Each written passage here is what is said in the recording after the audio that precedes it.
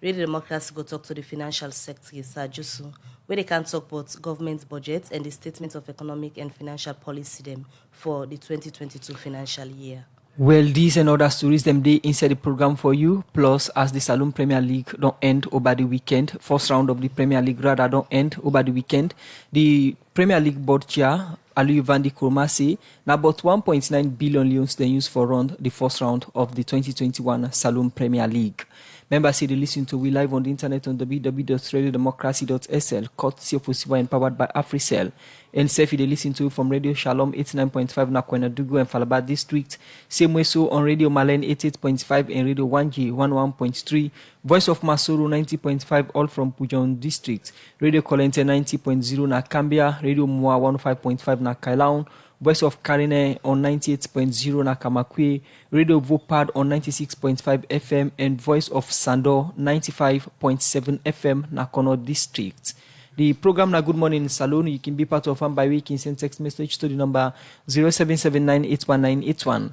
0779819881 the number for sending text message and be part of the program Good Morning Saloon. Well, the program they continue 7:30 again at the time from a studio clock, and the first issue we will look at the program this Tuesday morning. Now, also member them now the consortium of progressive political parties been declared yesterday, we na be November 22 as Black Monday. Also, then say they may encourage the public for use black because they say they wear the black for waka. Peaceful one go left letter to the Attorney General and the Chief Justice. According to them, this now for sure say they're not glad with the way how the country democracy they go. Well, for no the issues that have been come out of the Black Monday where they been declared yesterday, you know, Kabia been the part of this and they're gonna report.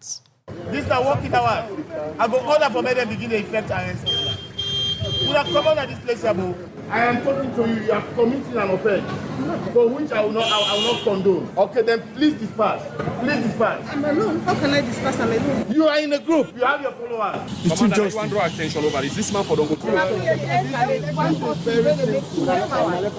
Now the exact scene that Monday, November 22nd afternoon, now the Lockout building and Guma building between member them now the consortium of progressive political party and the local unit commander now the Central Police Division, Abubakar Kalon, also member them na this consortium, bingo left letter to the Attorney General and the Chief Justice. As they say, the letter where then go left to the Attorney General and the Chief Justice, na tin them where then say, don't they among the country in democracy and peace. The consortium of progressive political party make up of different opposition party them. Outside this consortium, don't they talk on different issues them where them feel say don't they among the country in peace and democracy. This may make them be declared Monday, November 22nd as Black Monday. And according to them, it means say then they want democracy in the country. Dr. Dennis Bright, now the chairman for the National Grand Coalition Party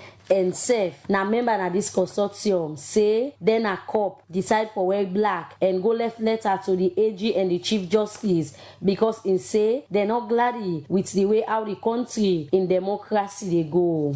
With the way the democracy in our country they go, by that I mean the people and rights and freedom in this country.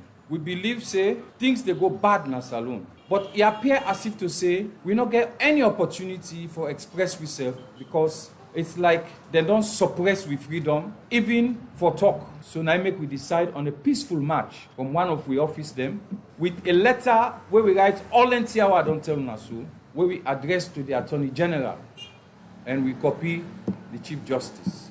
Because that letter there, all the issues they are so then get for do with the abuse of the Constitution and of the law. We don't use for write letter to people in this government where they know they even acknowledge receipts. So they wait for see if they will acknowledge receipt for this one. But that letter they will write, it gets a lot of advice for them. Where now free expert advice, now they give them pan governance. If they want, then go listen. In continue say for about 3 years now, they as opposition party them, don't they make sure say, then talk to government on different things them, where then things say don't they affect the country. But say, government not only treat them as opposition party them, like say, then they part of governance. And this match we will match today, now for sure no more say we, na cop, we don't gain. We don't try everything. But then people are then they behave to we as if to say we serve not a part of governance. Opposition political parties, they're not part of governance. Anytime we want to talk, they say they're not going to listen to it. The only political parties the way they say that they listen to, now the one where they go with them with cap in their hand for go collect to them. Where they talk waiting the one for you. But we where they talk waiting the people them, one for we talk. They're not to give it chance. So the decision we will take today, for all anything that we don't do, I'm not going to talk about the blood where they are them people are their hand. From Lunsa, Makeni, Tombo, then them people where they kill Naparemba Road. All they want them. Them people and they know to mommy born them, then we die. Then people and they cry now. But waiting come up and then thing and they. Bonfi, even the Pademba Road, waiting the where they say they go make inquiry or investigation. 30 days, we know yeri, nothing. All them things and they show say justice no day. I not go talk say about Kamarimba. Kamarimba in own case, where they allege say it penetrates Lily Pikin. Kamarimba in own case, then grant them bail, but they refuse in liberty. Because people and they were big, were strong past the law. We say the law can do this. But waiting they want, nothing for happen. In same way, so been talk about the thing them, where instead only affect the country, and identity in say, then be put inside this letter, where then we go give the Attorney General and the Chief Justice. One of the main things them, where they now with Constitution, now the freedom of association, and then the freedom of expression. We get right according to the Constitution for demonstrate if we not feel good about waiting to happen at Salone. And every member of the public get a right there. But even that freedom day, that right they will get, it appears as if they don't take themselves away from we. Things that they happen with bad in this country. We don't see from the beginning what happen at Parliament, how they capture Parliament. They remove 9 people come on at Parliament, bonically, then they bring in 9 of their own people just for let them go get enough numbers for impose the speaker. Since then, we see how Parliament they go. Plenty time, then they bring appointments, then come to them, where they're supposed for look very critically, but they know they do them, then just they go by stamp. Passing down there, where since the SEC commissioner they school, where don't they fight against corruption, now every regime, now they call the Auditor General, and even the president been praised himself. The tell where the president been in our opposition. He said that woman they sabi doing work. Now the kind of person will not ever shake, not ever shift. He work as a professional and he get respect all over the wide world. Just before he get for pull the 2020 audit report where they audit government the money, the way that they use money. Just before he come for pull that report day. Now them pull and come out in position. They say then they can open case panel. Case so we don't know what thing that this thing we do. Although we don't hear it say now some of the things that we do inside that report now they know one for let we hear it. Where we say we don't tire, we don't gains. And this match we will match today, now for sure no more say we, na cop, we don't gains. We don't try everything. Dr. Bright end up say, then the consortium will continue for engage government on different things where then things say, don't they among the country in peace and democracy for radio democracy, Kabia the report. 7:14 at the time from the studio clock, and the program is still listening to now Good Morning Salon, where they come to you from the Society for Radio Democracy 98.1 FM. And from that report, the way Kabia puts together for Sika, the peaceful worker way the member them like Bindu yesterday. We come to the studio guest now.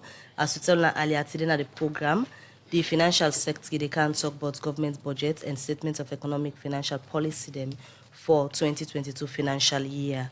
As inside last week, Friday to be precise, and because the 2022 budget go parliament after we then we don't get the Finance Act go earlier last week na parliament. Well, for Kano waiting the inside they make we get the financial sector in this morning. We na Sir just good morning, welcome to the program. Good morning, Salon. Good morning, 98.1. Good morning, Salon, and good morning, Bifamuden. Well, the theme for this year, government budget and statements of finance and financial policies for the financial year 2022, now building resilience for inclusive green recovery, where the Minister of Finance, Dennis Van de Beek, in Lena Parliament last week, as I don't say. But before we can look at that specific theme we want to pick for this year, let me just go back to the year 2021 where we wrap up. So as soon as been do this same thing last year for present the 2021 budget. Let me just get a quick review of how the budget performed for 2021 from the Ministry of Finance. How you go describe the performance of the 2021 budget? Well, 2021 will be a challenging year, given the fact that everybody, Sierra Leone, not to exception, not to Ireland, be affected by COVID. The big economic effect of COVID, now 2021, the whole world gets the impact. Not only in Sierra Leone, we see all over the world where prices they increase. If you take United States with the inflation of 6.2%, then at the highest in 30 years. If you convert that to Sierra Leone, you're going to talk about inflation of very close to 18, 19, 20%.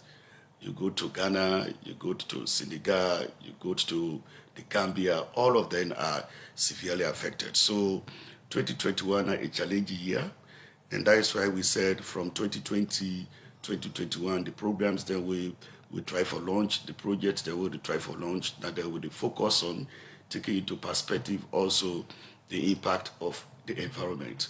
We see recently the big fire disaster take place now, Wellington, one of the biggest in Africa. We don't see how what to come on at the COP26, the climate change conference where they hold at Glasgow, everybody to talk about say we need for address. So why would they try for maintain and focus on the programs we will be done launch with the focus on the key element that is in the National Development Plan where government be done develop, we implement. We also get for treat the issue of climate change very seriously. And now for that we talk, see, this year's budget team is going to be building resilience for inclusive green recovery in a way that if we are trying to embark on economic recovery from the COVID pandemic, you have to take into account also the impact the environment they get from the things that they happen. We can look at more for the 2022 budget and the fiscal year for 2022, but let's look at the 2021 budget here where they still under existence. Let we look at by the budget calendar for the fourth quarter. How you can describe the allocation of budgets to MDAs them where will not be done budgets or allocates to them? Well, we don't try as much as possible to release. I would say roughly we don't do around 70% of disbursement to MDAs. And not forget that the key flagship program of this government is the education sector. We don't pay fully school fees to all schools for each and every 2.5 billion kids when they did schools from pre-primary school, primary school, secondary school, junior secondary school, and senior secondary school.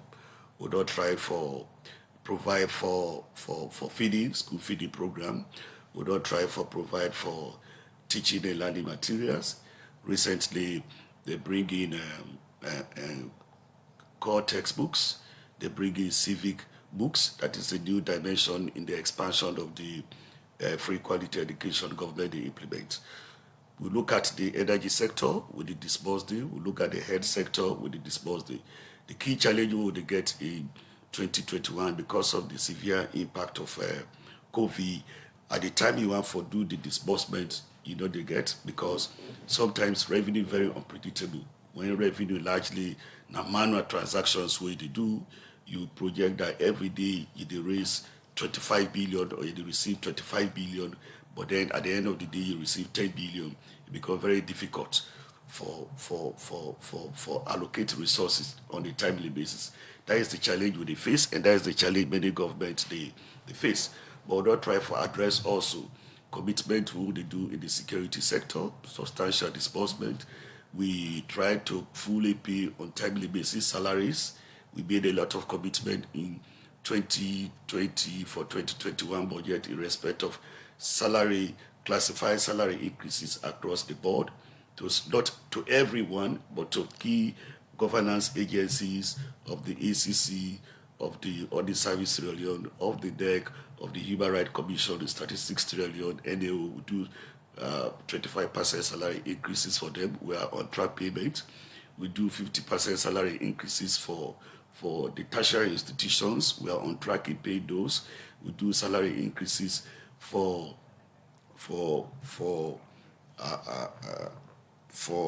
The teachers, 25% of that, we are also increasing. We are on track pay that. So as far as we are concerned, we've executed at least 70% of the budget. There are commitments that are in the pipeline. Some policy commitments, they implement in 1 year, it's over a period of time. They get legal implications, you need to go through those legal implications. But as it is, despite the fact that we are severely experiencing the effect of COVID on the economy, we have done our best to stay focused on the ball. So one big concern we don't come from the public gets for do with the way how government they generate revenue and expenditure. So for the year 2021, you just don't describe so now don't do but 70% payments, disbursements of money to different ministry, departments and agencies them. So how you go describe government's revenue generation to that of the expenditure we on don't do so far in 2021? Well, revenue generation to that of the expenditure, we are seeing they are on track. I will tell you they are on track. And at the same time, this challenge we I mentioned relates to how the revenue they come. It will make very difficult for us to plan to even execute. If you need 25 billion today, there are some days they may collect up to 40, 50, 60 billion. There are some days they may collect 6 billion. So there are some days they may collect 20 billion. But you don't take on average, say, your revenue collection receipt get for be around 25 billion, 26 billion. So it makes it very, very difficult. So you cannot put revenue and expenditure one-on-one. They will never be the same. They will never be the same. It is not one-on-one on expenditure. And one thing we get for notice that because revenue can fluctuate, it's vulnerable, not the fault of NRA in any case, but expenditures, they're rigid downwards. You don't go there at the middle of transaction, you see the salary is what they pay with the reducer. You don't go see the commitment we don't do on contract with the reducer. You don't go see the school fees we get for do of 56 billion per term with the reducer. So there isn't any direct match between revenue and expenditure. So let me look at talking about 70% disbursement as within the fourth quarter of the 2021 fiscal year. Now we look at projects them way the Minister of Finance been the work with partners them for implement under 2021. We get for do with the gravel roads, we get for do with bridges or the ferry them for convert them to bridges. We get water projects for district headquarter towns, and also we get electrifications of district headquarter towns them. How far the Minister of Finance don't go with projects like this or disbursement of fund to them projects? Yeah. Well, the project get two aspects. Projects and the way ABC now both the government and the donors they fund. We call that part of the government as government counterpart funding. Projects the way ABC now entirely government they fund.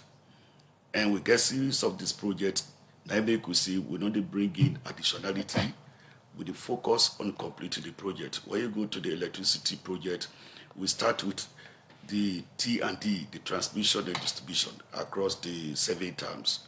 We don't go substantially to that. We don't pay across board over 60% for those electricity.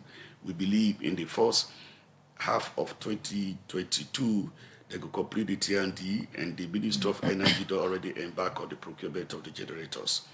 You go to the water supply project, we are far advanced in that in terms of payment of resources to the contractors. You go to the major regraveling, now 41 major roads across the country, we government award contract would not be up to 70% to all the contractors. The first payment will be 30%. The second payment will be another 30% in September. So we are relatively on track. There will be delays coming from several factors. Imagine 41 roads then we will engage. Even the equipment for the road contractors to have to place on the 41 roads will be challenge for them. So even when you get the resources, you disburse the resources, there will be capacity constraints on the part of the contractors. And this time one strategy we use to provide resources across board in a way that we EBC create a lot of jobs. The 41 roads able to create jobs for youth, over 4,000 youth were employed across the board. This not a thing we possibly for toxic that they like. The major regraveling roads able for connect people at least this dry season, not every side be cut before now. Rainy season, before now, when rainy season, the people don't able to reach their communities at all. So what we try for achieve this year is actually to ensure, see, the major spot point, we try for connect them so that when rainy season, they at its peak in July, August, the people don't go be completely disconnected. Related to the bridges, ferries that will convert into bridges, the good news is that we don't go far. We are at the stage of contract award. 4 bridges are going to be done, funded by the World Bank of about $26 billion. And we already request the World Bank president, when President Bill visited Washington recently, he requested the World Bank president to fund the remaining 8-9 bridges. That will cost roughly $50 billion. We are also working on that. So there's significant progress in the work done, but infrastructure development takes time. You can't do it overnight. All right. So with that brief highlights of some of the things we don't do for the 2021 budget, let we come talk about the 2022 year we the Minister of Finance we don't go in a parliament last week Friday. Let me just go quickly first to the theme. We're in a building resilience for inclusive green recovery. How you go relate that theme day to things them where they happen in the country currently? Well, don't forget maybe that we have a program. We have the medium-term national development plan. We cover 2019-2023. So every year, the budget to the PPR get for look at the 8 clusters. The medium-term national development plan get 8 clusters, and within that, with the look at how do we fully incorporate the cluster relating to climate and environment, climate change and environment. This is something we know see everybody very much concerned about. The floods where they take place na climate change. The most likely way take place na climate change. We don't see across even Sierra Leone. Almost every time now during the rainy season, many villages. In fact, we will be do the budget apart from the fire disaster we happen in Wellington, another village now, Shegbema, got flooded. So this are the things that we see for PPI, and for that make we strengthen the national development, the National Disaster Management Agency will bring them a focus, will give them more authority, we will make the response to any disaster where it happen. But coming back to the budget, we have consistently over the last 3-4 years focused on human capital development. So that's cluster 1. While we are trying to engage and address to be prepared for the unforeseen, you don't know when disaster they happen at all. So the only way you can do is to prepare in a way that when it occurs, there is the response time where the National Disaster Management Agency and all other forces to do is very short. But we still focus on human capital development. We mainly focus on education, but we focus on health sector, we focus on social protection. But what is also crucial, we don't take it to account is that even when you develop the human capital, they need to eat. So therefore, within the budget, with a continuation of the program, sustainability of the program is also to embark on extensive agricultural activities that will reduce the food insecurity. The food insecurity in Sierra Leone is quite high. So, and you go down here, the people that go down here, we government will embark on the major policy shift in the agricultural sector, where it is private sector led. So in that case, we're spending on that substantially to support the human capital development, which is the flagship program of the government. We are diversifying the economy within that context, agriculture, fisheries, and of course the tourism sector. There is extensive project on board where they develop about 5 tourism sites that will be a visitation. We are engaged in the cultural aspect of it. We expect that very soon the cultural activities at chiefdom level, district level, regional level, and national level will be implemented in a way that we can actually understand the cultural activities that is going on. So, of course, infrastructure development is another key aspect of the budget.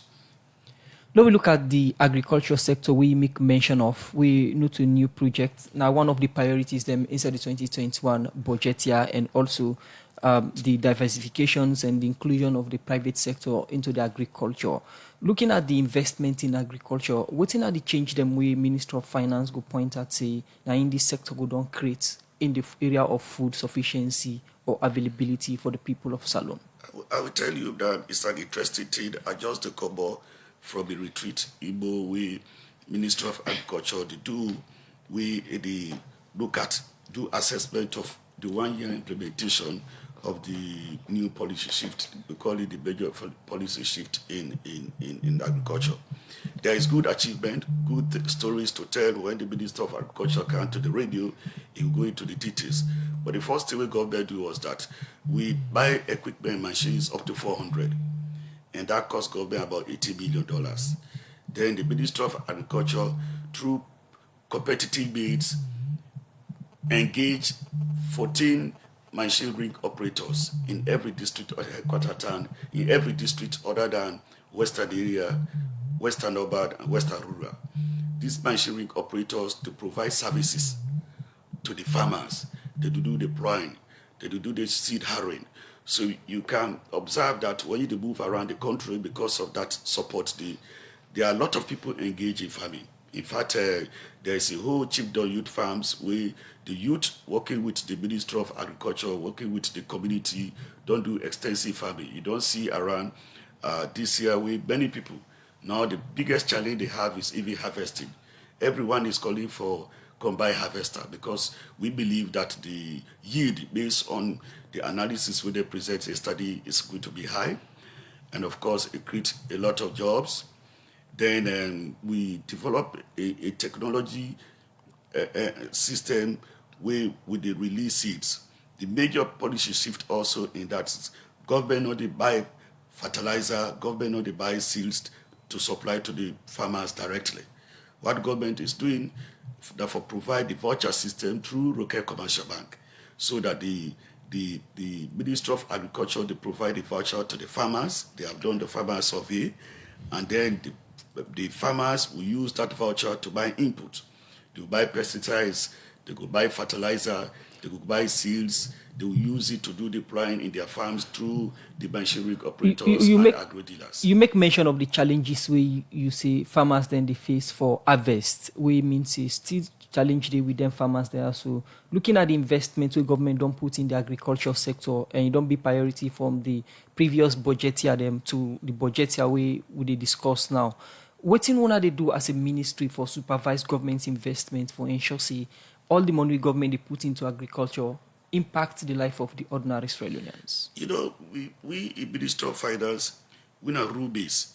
We work within the law, we work within the rules that are set, but we don't work alone. We work with the ministries, technical ministries. We are not expert in agriculture, we're not expert in energy. We rely on the Ministry of Agriculture to guide the financing that we do, to guide when do you release resources, when do they release the resources, what they need the resources for.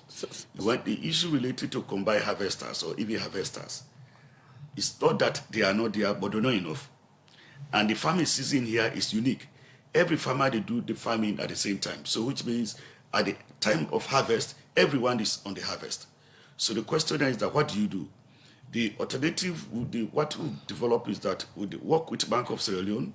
Bank of Sierra Leone don't provide what we call agriculture credit facility, where they help private individuals to get that facility through their commercial banks at 5% interest rate, not the 20% so that they can buy combined harvesters to service the farmers. In as much as you say, una not to expert them, now the Ministry of Agriculture responsible for response to that concern the way my colleague just asked, but under the Ministry of Finance, I don't see value for money in the agricultural sector from where we pour cash into this 2021 budget. So now I don't see value for money.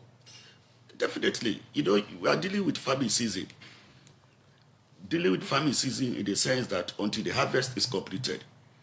Some started harvest in July, August, depending on when they started their farming. The harvest will go through December, January. So you cannot say how much harvest is going to be. But from the outlook, from what you are seeing in the farms, the harvest is going to be far higher than any other year. All right. Continue for the between at the studio. That's the voice of the financial sector, Sajusu, there this morning. They give you updates on waiting and waiting on the happen for the 2021 financial year and safe. Waiting and waiting, they don't put together as the Ministry of Finance, where they don't go left na Parliament for the 2022 financial year. The program, they continue with the take short commercial break and look at more issues.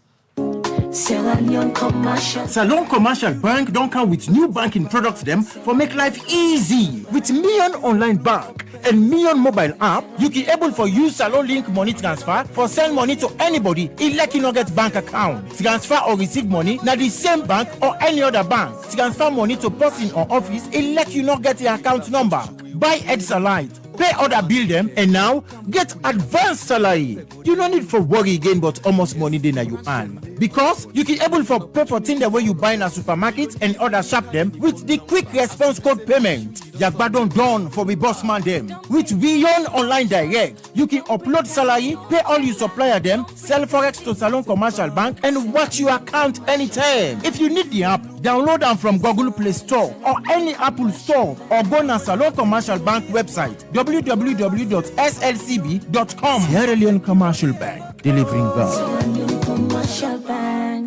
The program they listen to on a Good Morning Saloon, where they come to you from 98.1 FM, and where they bring you this second edition of the program Good Morning Saloon for this week. Musa Kamara na my name. And Mabel Kaba. We continue for look at more issues inside the program. We go to the Minister of Finance, who said the Minister of Finance, Dennis Van de say, government they lend 450 billion loans for Adam to the 238 million United States dollar where IMF provide for Salon as part of the country in long-term need for foreign exchange reserve. It talk this after where it don't present the over 9 trillion loans where government plan for use as budget for the year 2022 to member them of Parliament. Well, for more on this, we join Princess Piers. The Minister of Finance will present the 2022 budget to member of Parliament them. Usa is say now over 9 trillion loans government plan for use as budget for the year 2022. But during the term, when the minister they read the budget, it be mentioned say the coronavirus pandemic, fuel, price for dinner for it and other one them, now challenge them. We go about the implementation of the 9 trillion loans 2022 budget where government's plan for use. But how then Tinia will be challenged to the budgets. The first surge of COVID-19 cases will put tremendous pressure on the budget. The associated restrictive measures will depress economic activities and undermine domestic revenue collection. The need to respond to the spread of the disease in terms of surveillance, testing, quarantine, and treatment will increase government expenditure above budgeted levels and crowd out other priority spending. The most effective mitigating measure is to scale up vaccine uptake. The continued rise in international fuel and food prices present another risk to the implementation of the budget. The continuous rise in energy and imported food prices could further increase government expenditure. At the same time, the rise in fuel prices can undermine domestic revenue collection if domestic fuel pump prices are not adjusted in line with changes in the international oil prices.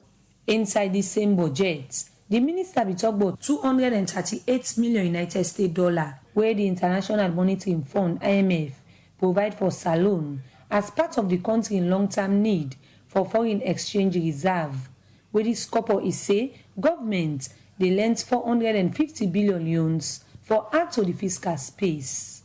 The IMF provided 238 million US dollars to Sierra Leone as part of the general SDR allocation to help address the long-term need for foreign exchange reserves, foster resilience and stability of the global economy. The reserves will also help vulnerable countries to cope with the impact of the COVID-19 pandemic.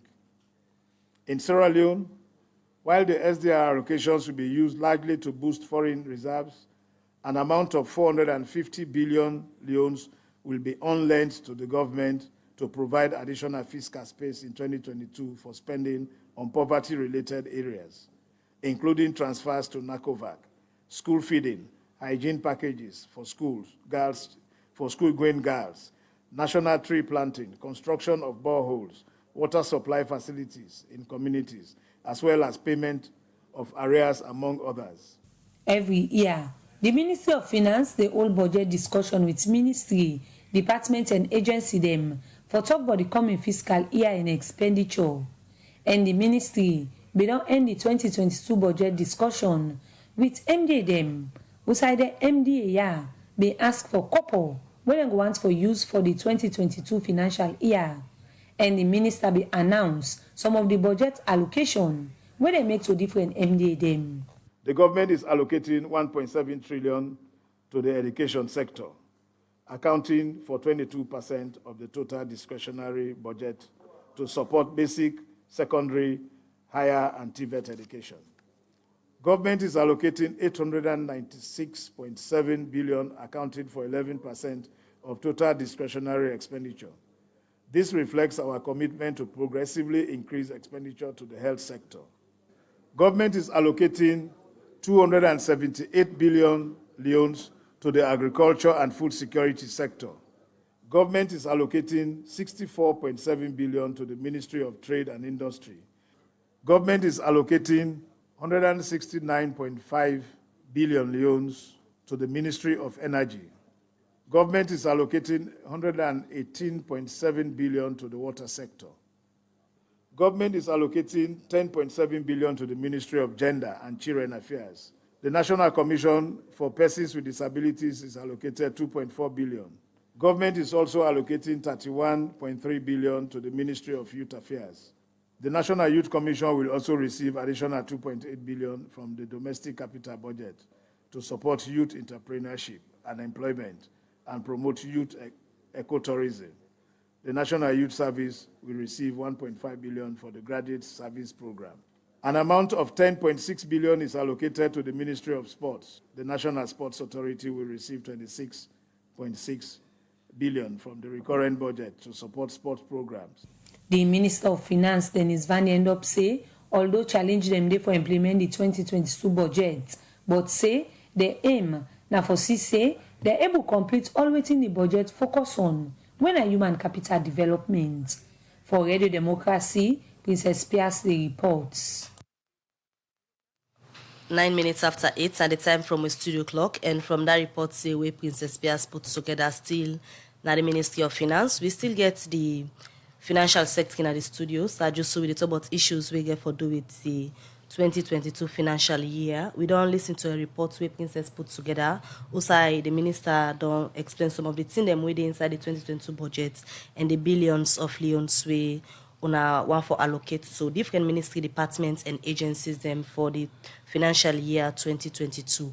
But let we get a look back. We see it clear from that report there, and the one self will be AIS study for say the wage bill of the country they go up from 3.75 trillion inside 2021 would to to 3.90 trillion for the 2022 budget. This increase on the wage bill. Now, one of the things and then the way the current administration not be really happy with in the past administration, because they be saying not fine for let the country wage bill they increase. We see this shoot up.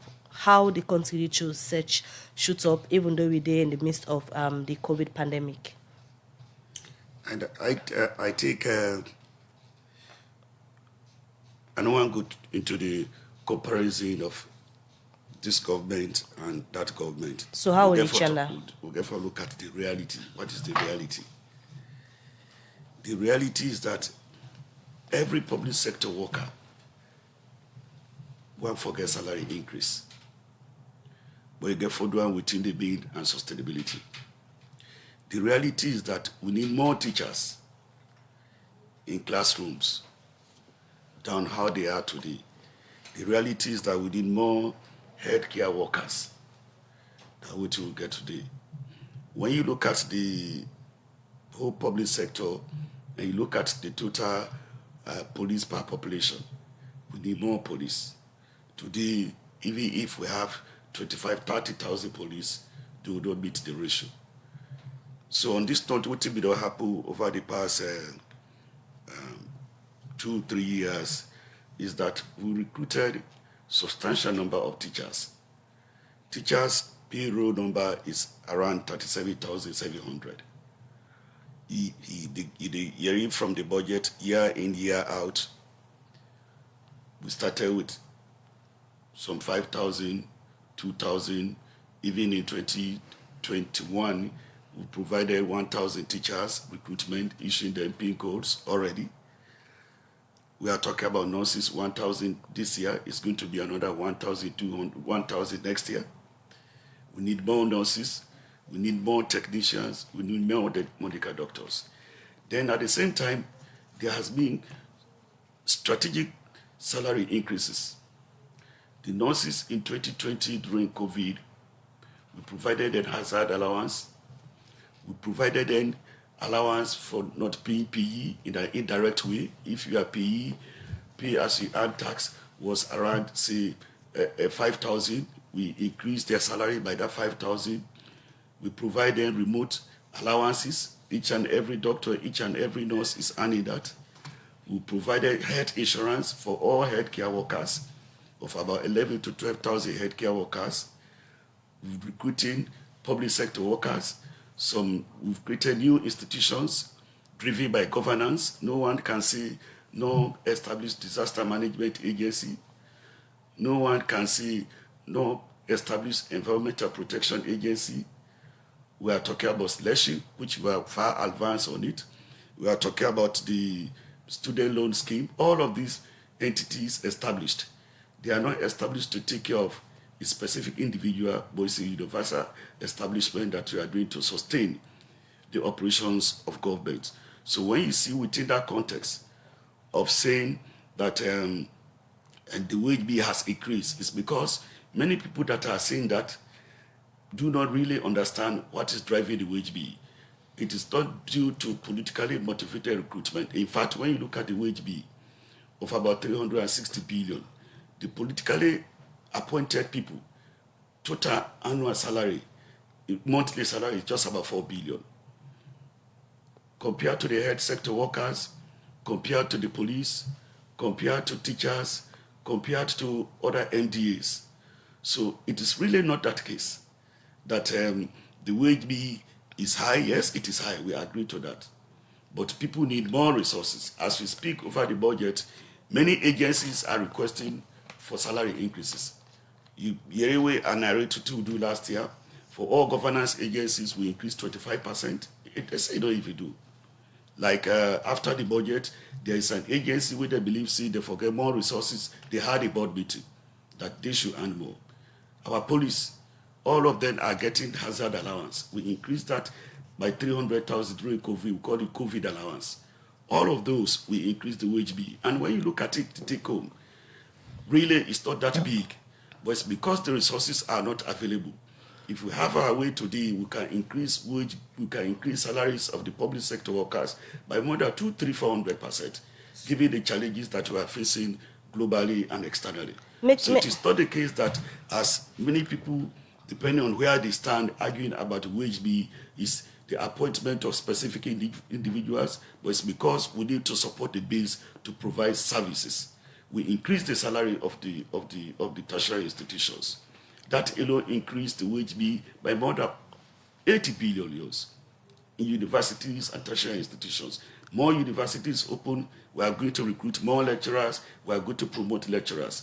Teachers, there were teachers who've never been promoted for like 10, 15 years, standing on the same grade. We did regrading, we tried to regrade up to 4,900 teachers, and we are going to do more so that they can be motivated in a way that when we see increase the quality of education, you provide more teachers, you provided the incentives for them to work. So the wage bill increase, we are also mindful of that, very cautious. Okay. But yet, if we are to deliver the services, if we are to provide more nurses, if we are to recruit more teachers, if we are to recruit more police force, which we are going to do in 2022 for police force 1,500, the wage bill is going to increase. We can discuss more on the 2022 fiscal year plans them, but the time for Studio Control, Cockna 16 after 8, we go for a short break. We continue the program in name na Sajisu, Financial Secretary from the Ministry of Finance. The program na Good Morning Saloon. Because money easy for loss, like how it easy for broke egg. You save not for life you couple business, so people they will not sabi, and one day we get ben. Union Trust Bank, get all the correct and master sabi people them for help make you couple better. We na Union Trust Bank. Team up Tiganga. So your money go fine with no wahala. And you no go get we kind service no other side. Make good use of we SMS alert where they show you your money transaction. Enjoy we internet banking services for check your accounts.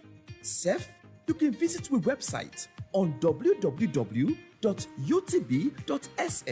for no more but we order plenty products and service them. Now Union Trust Bank. Excellence now it's on card. Union Trust Bank. The force and true Salomon Bank.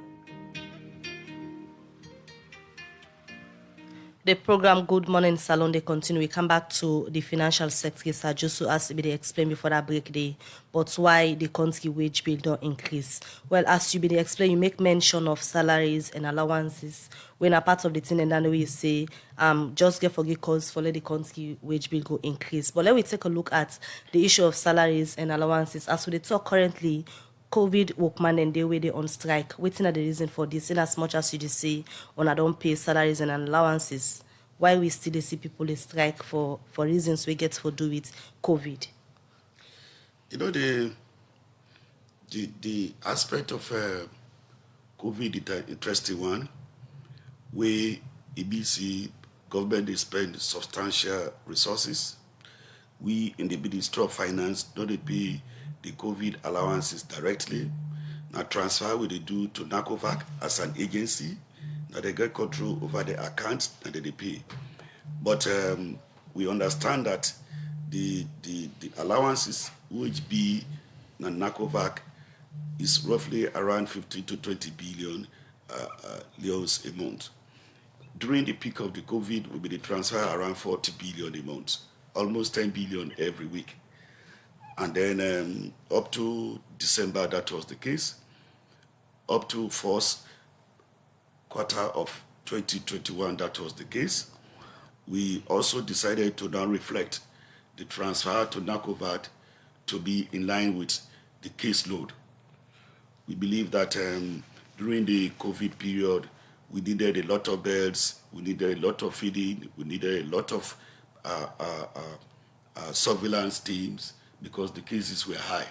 Now that the cases are low, we also have to restrict funding. We expect that the NACOVAC team, which is now under review, we address that situation, but we still do transfers. Because then people here they make mention of so saying about 7 months now this and the work, they're not done they get pay, and we know the reality. Say people even when they travel, they do tests, they pay for that test, and funding they come in we get for do it NACOVAC. So for the Ministry of Finance, when I don't disburse money for payments inside the past 7 months for NACOVAC workman them? As I say, we don't pay the workers directly. But when I don't disburse any money to NACOVAC? It's not like when we are paying nurses directly. It's not like when we are paying other health sector workers directly. Every month for those that are on government payroll, they receive all of that, their allowance will be don't mention. The tax exception we will give them. We add on top of which you tax for PPE tax from last year, we pay all of them. Those that are like the police, the military, we give them 300,000, they are still receiving it on monthly basis. The aspect we they talk about, now those ones we are surveillance, we they did directly under NACOVAC. But as I speak, we to transfer money to NACOVAC in terms of the details of which surveillance worker they are paying, which contact tracer they are paying. Those details, we are not involved in it. But to be surprised me when they talk say don't take 7 months, they not pay there. I don't know how many people would they say don't take the 7 months. But the one the way they work na New England, yeah, the one they say for na Lungi. We get interviews with them. We've been still try for get finance for no waiting at the problem. And not directly in the management of COVID resources at the operational level. It's like where would they give money to disaster management agency who they open special account.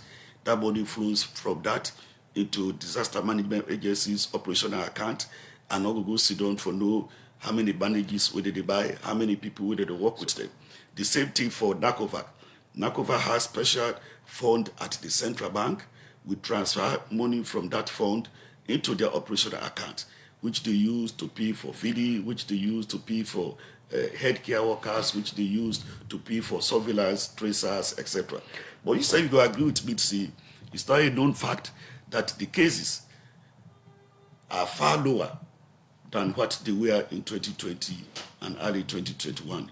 So in that case, we really expect a complete restructuring for the funding to be scaled down and to have what you call like reservists in the military, where the surveillance tracers, the surveillance workers, the contact tracers, the others can be on standby to focus more on vaccine administration and testing. So look at the issue of salary harmonization. If we talk about wage bill, now Minister of Finance and partners then be there on the process. How far this process don't go? We get for with salary harmonization of government workmen then. This is an interesting one. In fact, this is the dream in Ministry of Finance. I don't get more meeting on salary issues and salary harmonization more than any other aspect of the economy. It's really a big challenge we would look forward to.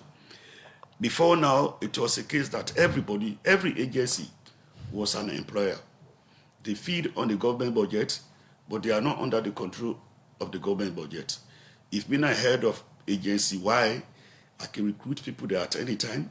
I can give them salary at any time. You can even see where an executive assistant or assistant to a chief executive officer, they get salary more than the director in agencies because there was no control. And this time one thing with the Treasury single account don't help you for do. And this time some of the control measures, who would they do? Because there is nowhere in the world where you feed on the budget, you don't make reference to the Ministry of Finance or the Treasury where they do recruitment. That was the case. For correct that is a challenge. But to correct that, government don't decide for established the Wages and Compensation Commission. That document has been approved by Cabinet, involving all stakeholders.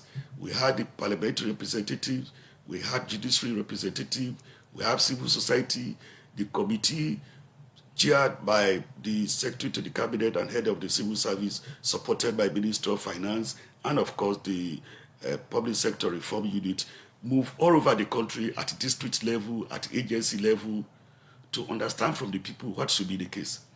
We expect that once Parliament, the bill done in the Parliament, once Parliament ratified that, that agency will be established, taking away from Minister of Finance with a strong, independent, autonomous authority to harmonize the wages and salaries. As it is, that is the difficulty we have, but we need to have a very strong, coordinated, and focused methodology, the way wages are determined, the way wages are increased, and the way wages should be structured.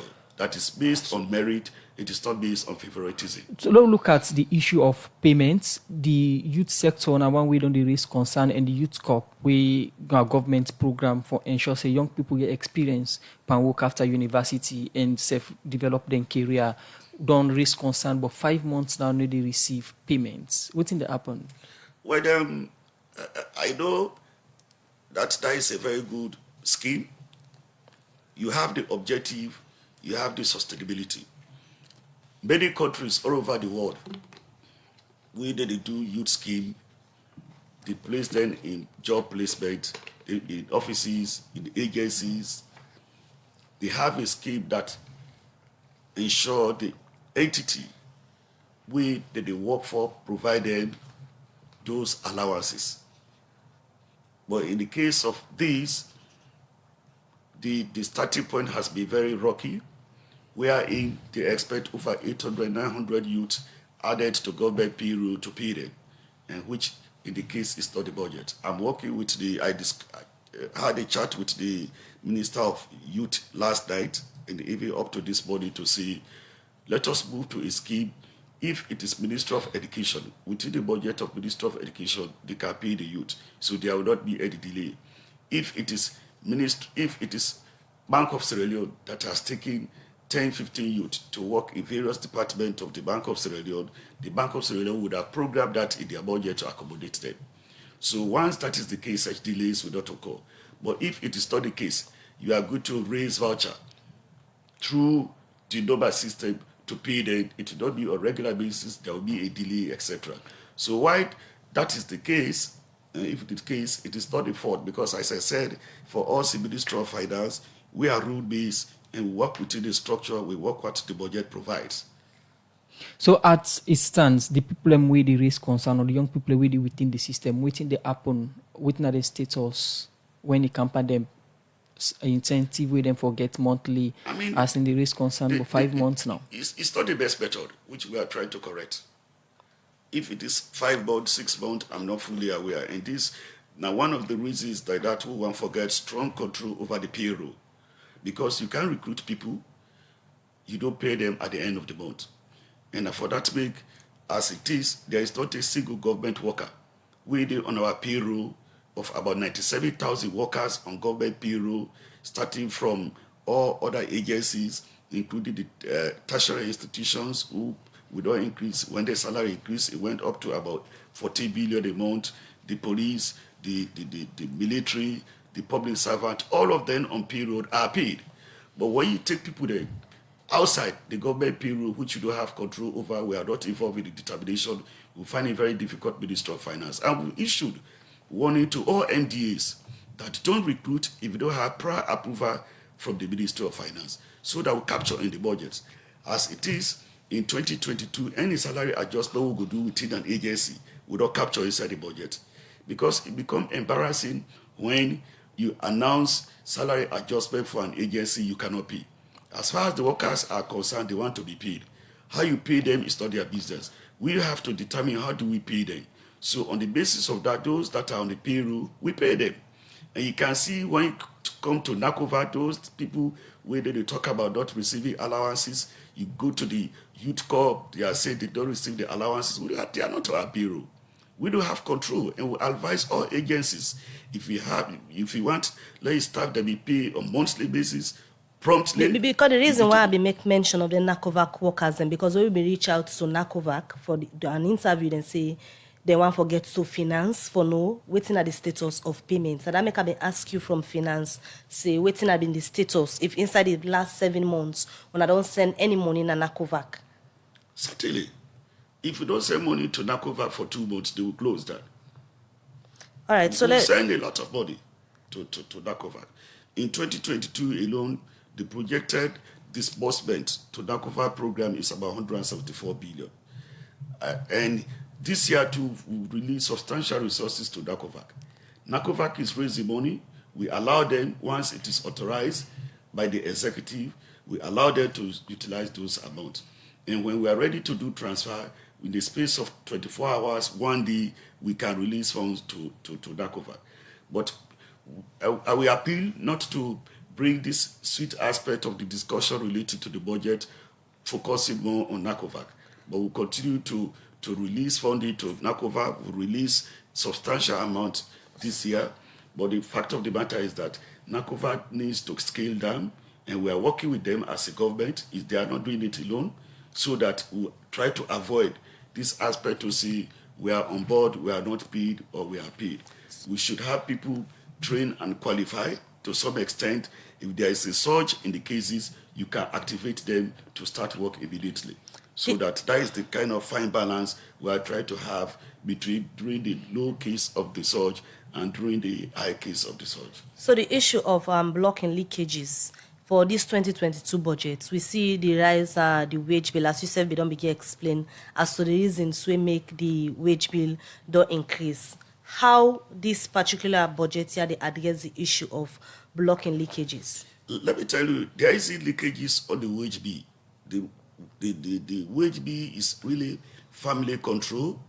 The increases on the wage bill is deliberate policy stance with strong analysis. Like look, for instance, we plan to increase salaries of tertiary institutions by 25%.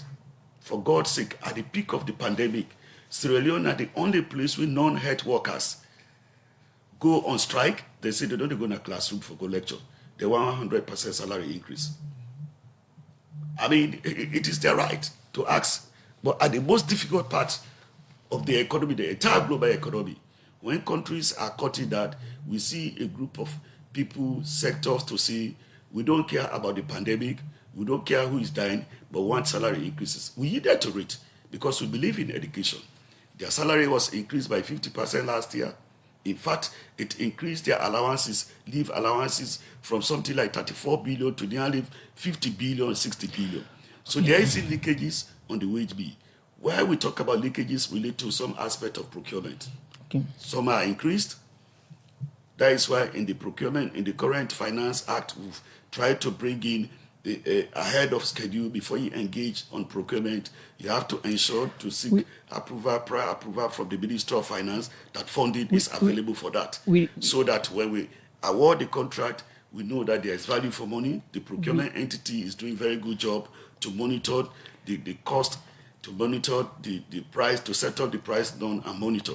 He's just released a report in respect of some of the savings according to their analysis related to procurement. When we talk about leakages also, we look at revenue component of it. There are leakages in revenue. So what the government is doing is to automate revenue collection. We've seen that we are installing the electronic cash registers, wherein when you consume, the leakages on the GST at various stores will be minimized significantly. We'll never stop it. We are trying to integrate the Asikuda award at customs with the ITAS, the Integrated Tax Administration System. That will reduce the revenue leakages, because it will come a stage where all of them will be connected to speak to each other, so that you as member, when you pay your taxes at customs, you pay domestically, you pay in your office, automatedly, you can go on the website to actually print out what are the revenue that you are supposed to pay and what is the revenue that you will pay and what are the differences, so that there will not be much argument between you and the revenue collectors. Continue for the with me inside the program, Sajusu. You make mention of important issue. We can look at that more, the changes in the 2022 Finance Act, we are the driving force to the fiscal policy of government in any budget year. The program na Good Morning Saloon, we come to you from 98.1 FM. We go for a short break. We continue the program. Una picking for discharge today, but una not pay the money yet. Doctor, give me your number. I don't send them. Alex, I don't give you the number for send hour in fees. I don't send them. How much the big bag is? Na 320,000. I not get the full cash now. Na for send them. Send them? What in the send them where all man they talk about? You late for your Rio Mary. Send them now go call the Ecopo service. This one fast pass to simple. With the Ecopo, you go send and receive money to anybody, any sign a saloon, simple one. The person no need forget bank account or internet. Even if na bought phone you get, it go receive and cash money, easy one. With the Ecopo, you go buy something, any sign a saloon, and the person will go buy, go cash am simple one. You go use Ecopo, any side where you see this sticker. With the go call bank, mobile banking, just don't easy. Ecopo, send them. GhanaSongs.org. They causing confusion. But this confuse me, boo. Look where Uncle Nat in World Solid. Look him block the way them beat for him, where they save solid, and at the same amount of cement and sand then they use for beat me on. But look what in the happen. Me wall down for them, all the block they all don't scatter. It like say some kind of magic they behind this. You want to know the magic behind this? Now the superior quality, extra strong, extra life and extra yield cement we are the use, and that's not Dangote 3X Portland limestone cement. Dangote cement now the highest grade cement at the country. When a 42.5 R grade cement, when no one day come na this country, and one of the highest grade pan cement where you go get na the wall. Where you want your concrete, wall and block solid, use Dangote 42.5 R cement, you no go regret them. You go get Dangote 42.5 R cement na all the shop and building material store na the one whole country.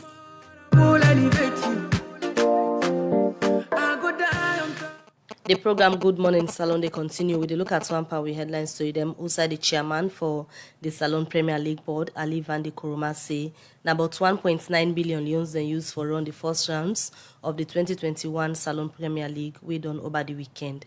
He talked this for the first rounds of the league we done. Musa Kamara gets more in reports. The 2021 edition of the Saloon Premier League starts April 3 this year with 18 football clubs them from Freeton, Bo, Kenima, Putloko, Makeni and Kono who serve from that 10 day to now. Now 17 games, all the clubs them don't play inside the first round of the league. We make a total of 152 games them. Who said they don't score over 220 goals in the first round. As the first round of the league don't come to an end over the weekend, I asked the Premier League board chair LEONE Kurma as to what in the board makeup of the first round of the Premier League. We really struggled all throughout the league, the board as well as the teams. Just before I continue, I even thank the teams for really endeavoring to participate, particularly so when we get a halt in the first round due to COVID restrictions, because that shows how committed football administrators are in this country, because ordinarily they could have said no, we are not playing. But amidst the challenges, they all come together and say, you know what, we want football to develop and we want to support the board, and it's something we as a board really appreciate. But it's really tough for me, because as I say, we struggle throughout.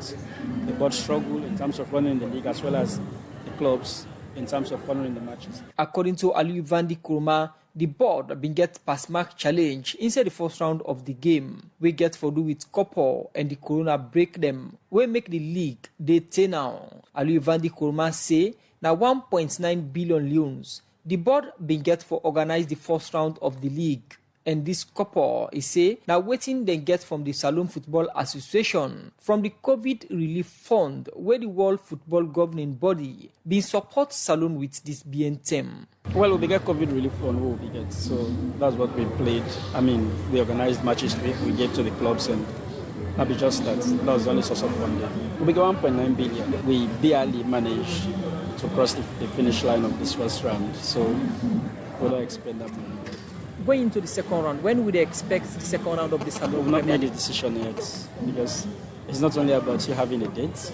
I've always said my words are my deeds. So not to just say, oh, we are starting on the 1st of December, we're starting on the 1st of January, and that time the car will begin pushing. Well, start the second round, the SLFA had a tweet and they announced, say, oh, the Premier League should resume on the 11th of September. So we did all we could in the circumstance for ensure, say, it starts. Not to just for put dates.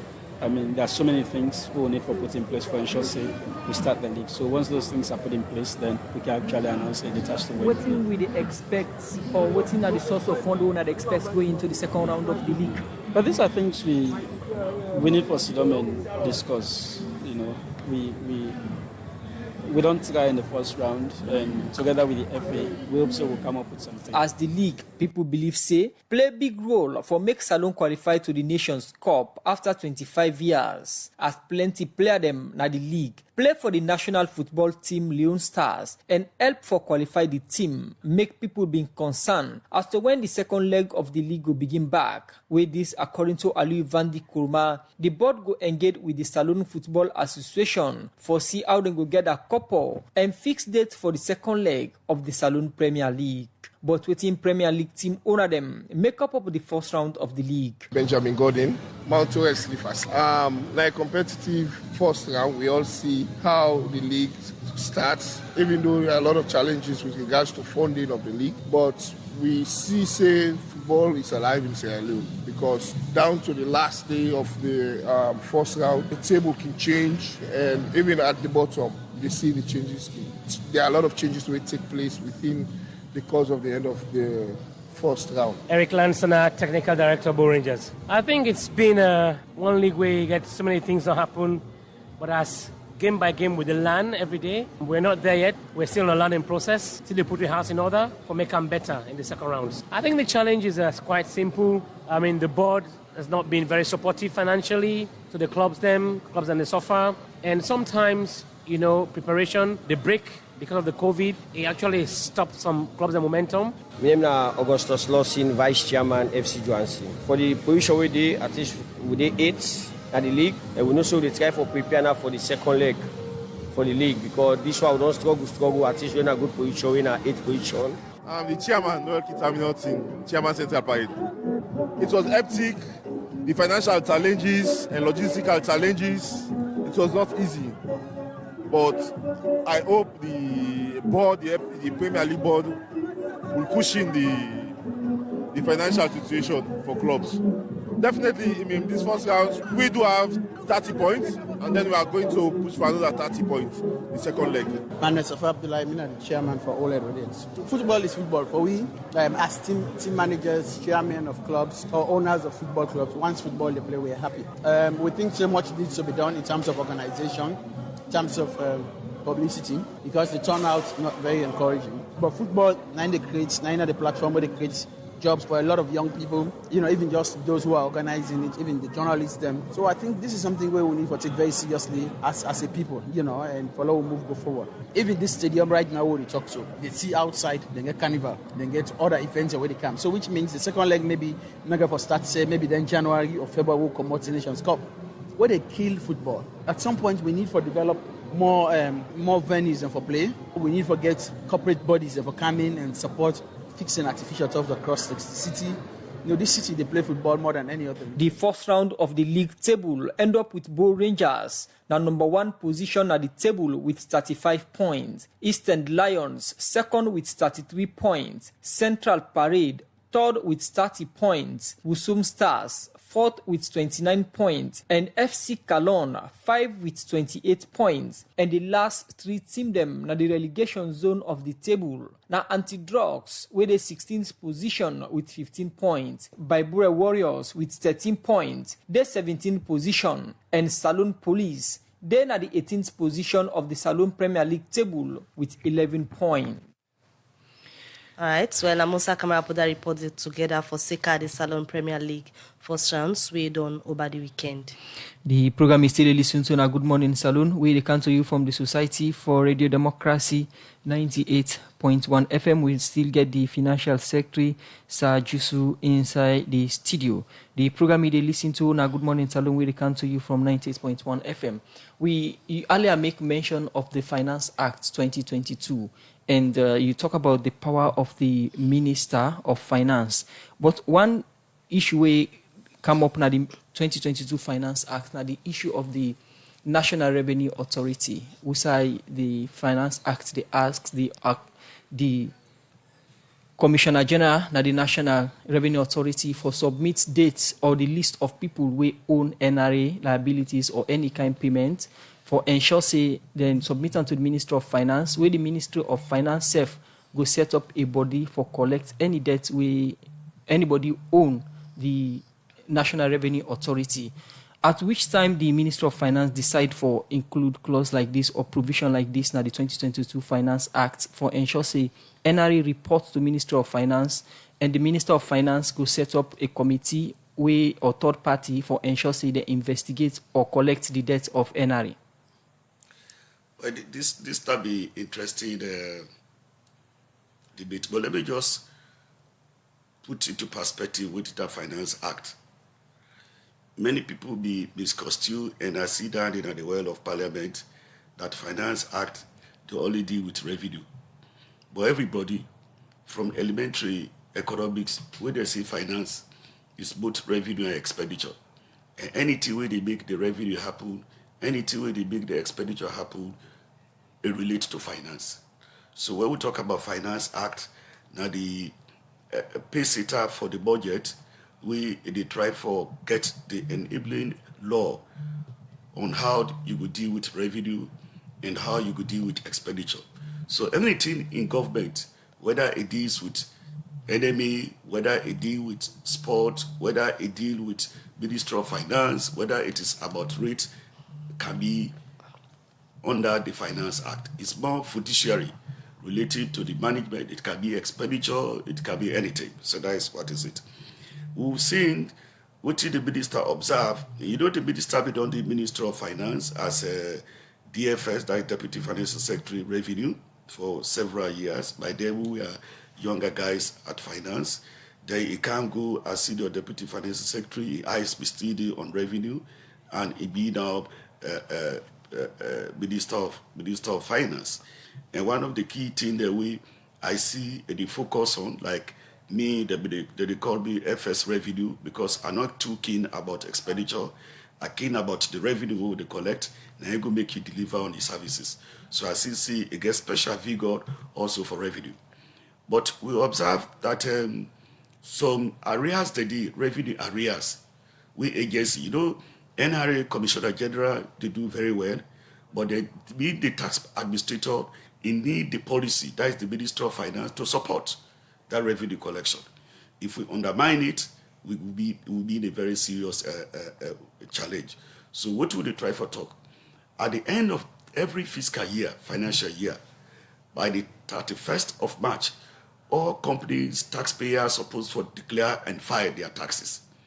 If you get tax credit, that means if you don't pay more than what you're supposed to pay, they can give you tax credit. If you did arrears, they can. But what if it don't happen, we see entities owe NRA for over 5, 6, 7, 8 months. So what did the minister they say? What will they talk to the Minister of Finance? It happens all over the world. This is not new to Sierra Leone, for you to have an independent debt collector. So when the minister say they can appoint, they can set up committee, it will be a transparent committee where EBC, NRA will be part of it, to appoint an agent in a competitive manner to see at the end of the fiscal year, after we do not file the taxes, the tax arrears, the duty arrears is 40 billion. Collect it, and you can get a commission. How much that commission could mean, I don't know. But many people, whether they are abroad, they are very familiar with tax collection, with debt agencies that collect the debt owed by other agencies. So the NRA, at the end of the year, will not be so much focusing about debt. We'll be focusing about the new reality for them to collect revenue in year, not to so much bother with debt. And of course, we've seen it in other countries. It's happening conveniently. So the debate here now that if now the Minister of Finance they set up a third party for collect NRA tax them or debt them, somebody go ask, or the debate now that it seems as if we get another body outside NRA where now the stipulated body for collect tax. But just a small aspect of NRA activity. Like this year, NRA projected tax revenue is about 7.8 trillion euros. Yeah? So if NRA is going to collect 7.8 trillion euros, what is that work of, say, what is outstanding as debt is 200 billion? It's not even 1% of what NRA will be collecting. So there is nothing wrong with that. The question is that we can get NRA to focus on the new reality to collect revenue in here. If the tax arrears is huge, is small, then you can get an agency to collect. So still on the issue we get for do with the Finance Act 2022, of course, I guess you know the realities now the ground now, the issue of prices on different commodities. You take building materials, cement, iron rod, and other thing, and the way they price them, really people only complain about the where the price and they go up. How the Finance Act 2022 they address issues of prices of different commodities? You know, maybe, and everybody know, for every organization, you get your revenue, you get your expenditure. Your expenditure should be driven by the revenue where they collect. Government is an agency. Government is an institution. Government is dynamic. Government needs to collect revenue. In Sierra Leone, I think we get one of the lowest tax rate, not only in West Africa or Africa, with the exception of Nigeria. We get the lowest GST of 15%. We are on corporate tax 30% and 25%. We are on PE. The highest band is 30%. So when we talk about comparison, government has done its best. You look at also rice, the famous rice in this country. The rice importer, I often say, I challenge them. They are not paying any duty and taxes of what they bring in. In 2020, last year, the duty and tax waivers on rice was about 529 billion. As at September this year, the duty waiver and taxes on rice is about 304 billion. The question is, what does government do again to ensure that rice prices is not changing every day? But at the same time, we don't see globally the rice price per metric ton don't increase significantly. The freight don't increase significantly. Even the insurance don't increase significantly.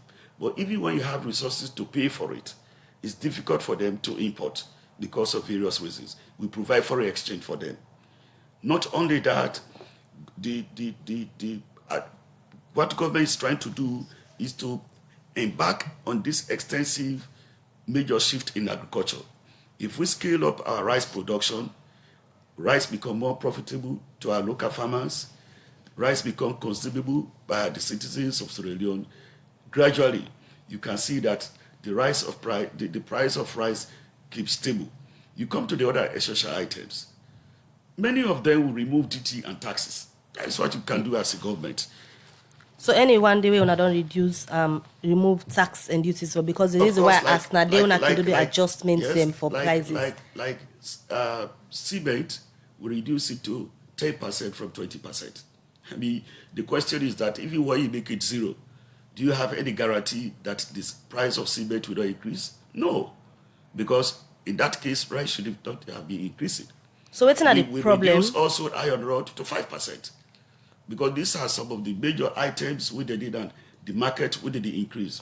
We also last year enact for us to have this essential items instrument, which the government, the Minister of Finance and the Minister of Trade and Industry, they work on them to see that we can regulate. We are not going to control prices, but we can regulate.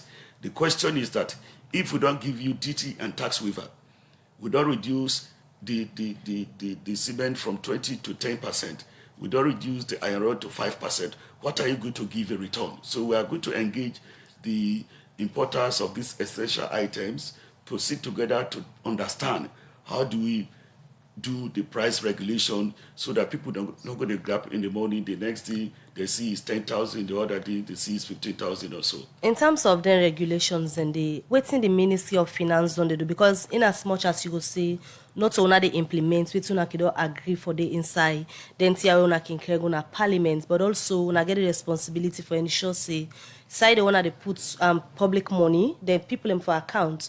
What una don't do in terms of ensuring that ministry companion in respect of the implementation of the audit recommendation for 2018-2019. I set up a team. In fact, we start with when the audit report came on last year. We had a high-level meeting, co-chaired by the Secretary to the Cabinet and even the Head of Civil Service. We don't see some people their salary where they don't refuse for respond to audit recommendation. And we don't set a team up where they visit all MDAs for work with them to ensure that the audit recommendation, where they don't implement it, there is a good report in that. We don't now enact.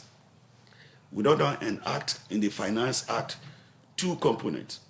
One, anyone where ABC, the internal audit in the process of doing their audit exercise, request for data, request for documentation, request for anything you don't submit, the minister can direct for your salaries to be suspended. Okay. Anyone when the audit recommendation, there is the legal aspect in the law. When the Auditor General release a report, that report is the property of Parliament. What that means, you cannot do anything much about it until Parliament debate that report. They invite the various agencies before. We don't say it can take a longer time because of the work with Parliament get. So what we don't do this year, I'm coming to the point, please.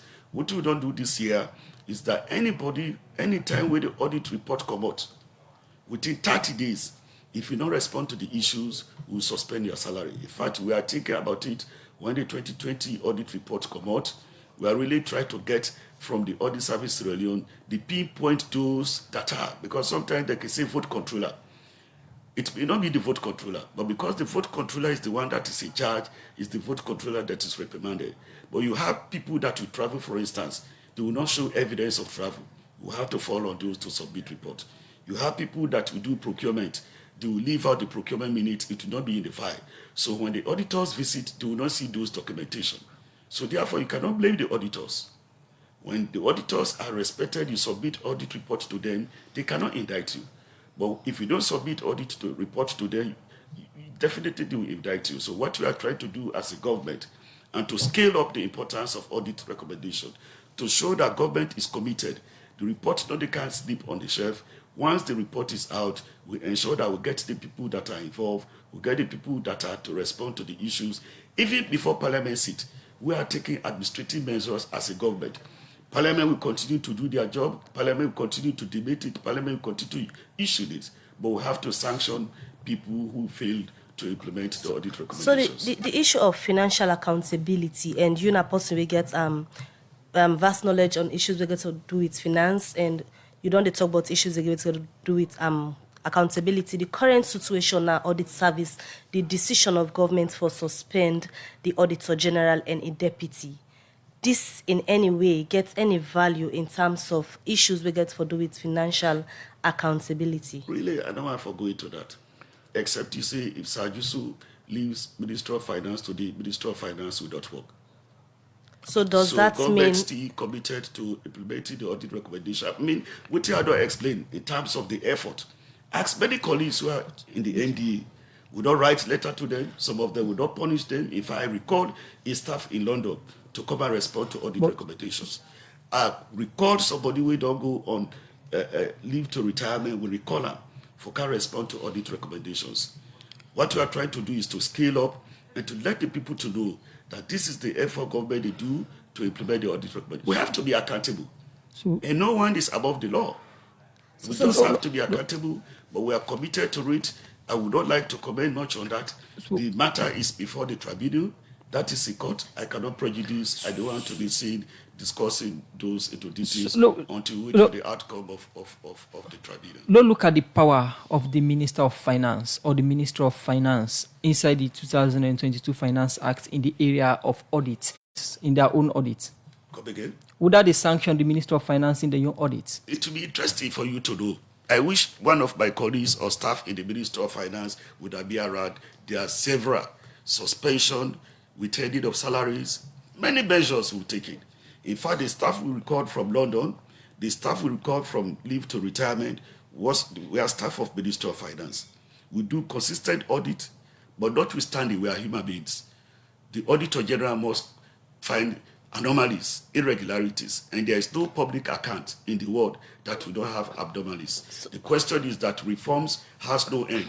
You have to improve on the reforms that you are doing. It was never a case that whether the public servant respond to audit recommendations or not, etc., or they ask you to produce documents. Let me give you one critical thing for you to know. During the audit of external audit, the Auditor General has the right, if you fail to submit documentation requested within 14 days, to sanction you by withholding your salaries. But once the Auditor General submits the audit report to Parliament, the Auditor General has no hands, except to sit, sometimes respond to the PAC discussions, etc. We are now saying that before the PAC, just like what the ACC does, when the Auditor General recommendation is submitted, report is submitted to Parliament, ACC through a memorandum has right to take actions to look into the criminality of some of them. We are saying as a government, while the matter is before Parliament, it is within the legislative framework of the Minister of Finance, and government.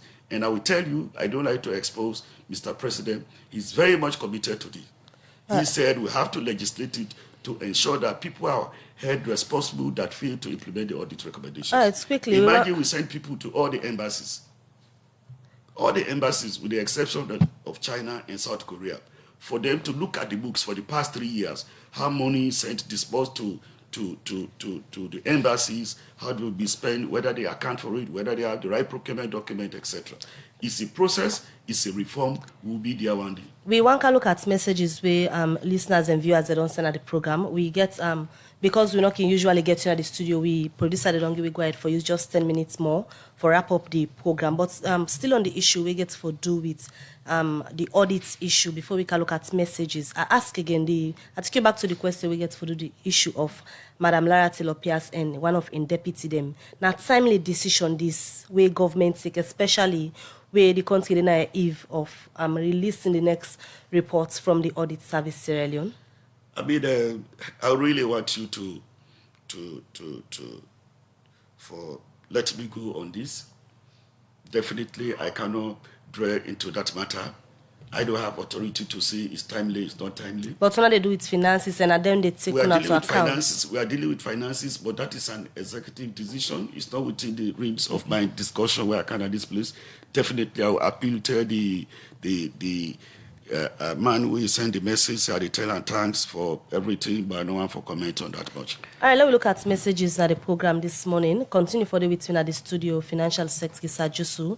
With a look at messages, we don't come in. Albert Sandina Facebook, they say, my recommendation to the FS is let the response personnel be paid off and discharged against December.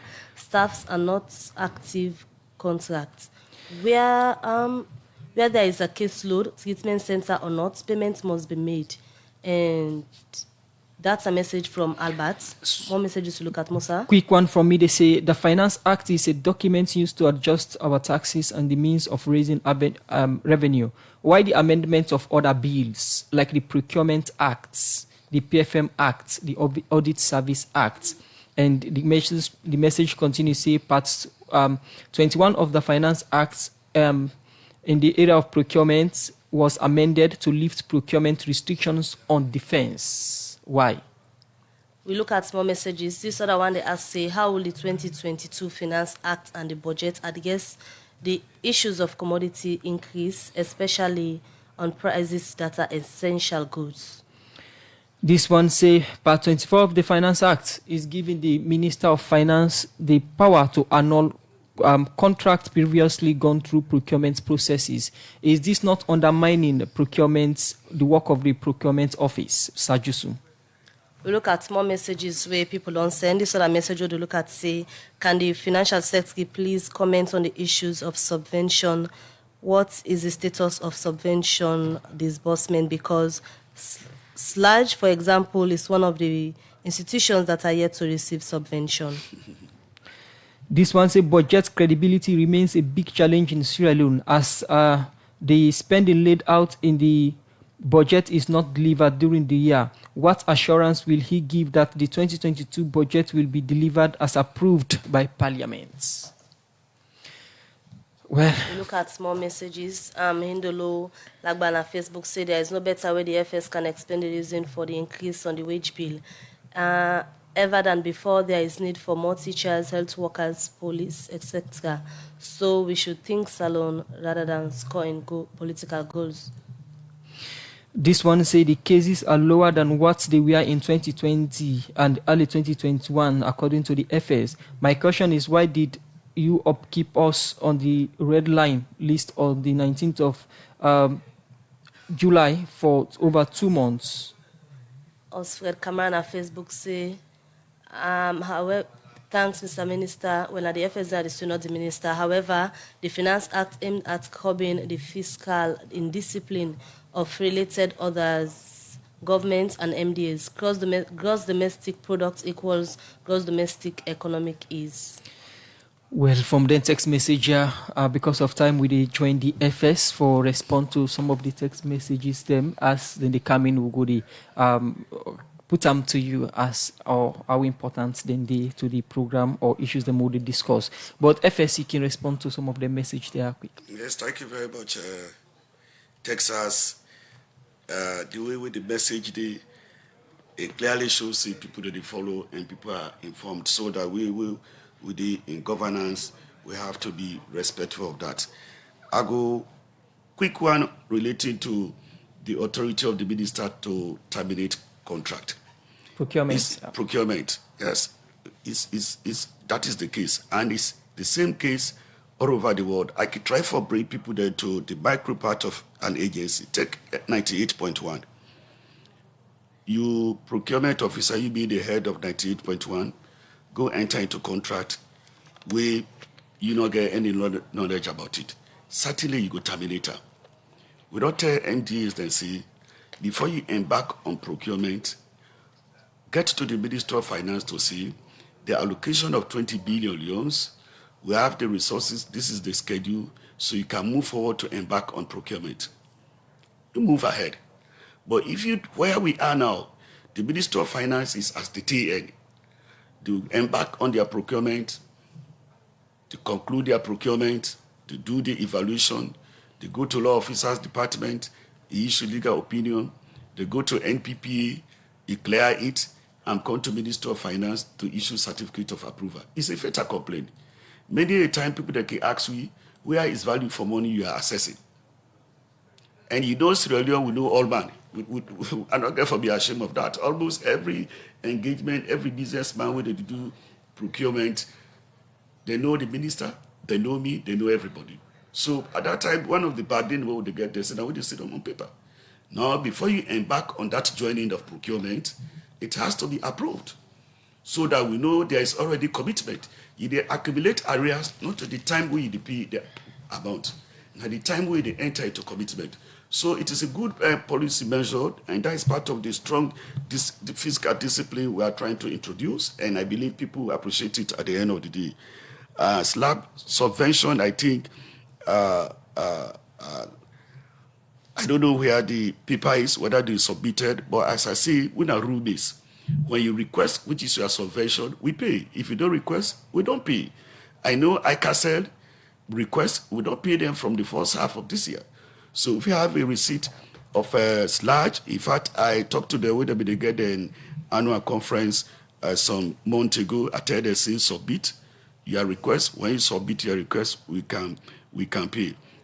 Of course, again, related to NACOVAC, we are not involved directly in the NACOVAC operations. In fact, at NACOVAC, the only person that sits in the overall meeting is the Minister of Finance at the Presidential Task Force level.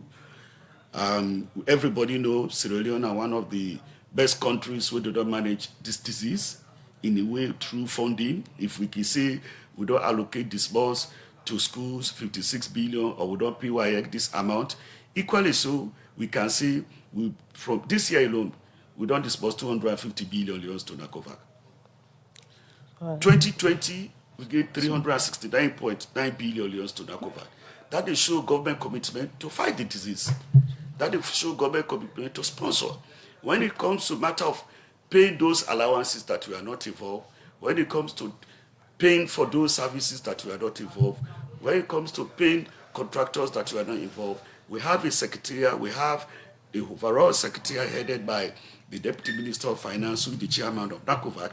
I believe this is but proper for you to engage them to understand better. Right. I don't want to say things that we are not operational people in this case. So as we wrap up the program now, going through the budget, I see a lot of ongoing programs them we are no go for go into the 2022 financial year. So with their outstanding programs and the waiting you left with listeners them in terms of take home, then go able their outstanding issues they are go able for address the issues of livelihood come 2022, because even the president only make mention of on a different side the way they talk, but how people still want for reminder and say the ground still dry. Well, that used to be a famous note from the former Minister of Finance, Brother Butter, Honorable Jacob Jesus Safa, who is now chairman of it. But whatever you are doing in economic governance is to look at the impact of the policies on the people. If we say we remove all taxes on rice, all duties on rice, imagine if there were taxes and duties on rice. A bag of rice would have cost 600,000 today. You're almost there, under. It is not there yet. Now 500,000 now for when I'm telling you, we have challenges, but I will tell you, even Tapalapa bread in Sierra Leone is cheaper here than in Guinea. The butter of palm oil, I'm coming. The butter of palm oil here is cheaper here than Guinea. That is why people they export palm oil. I believe see thousands of palm oil, butter of palm oil is going to Guinea because it's more expensive there and you make more money. But now two different economies and then to come together the road. But we are not isolated. I careful hear when they talk, say, not talk about Guinea, but when it is good in Guinea, you say it's good in Guinea. Not talk about Ghana, when it is good in Ghana.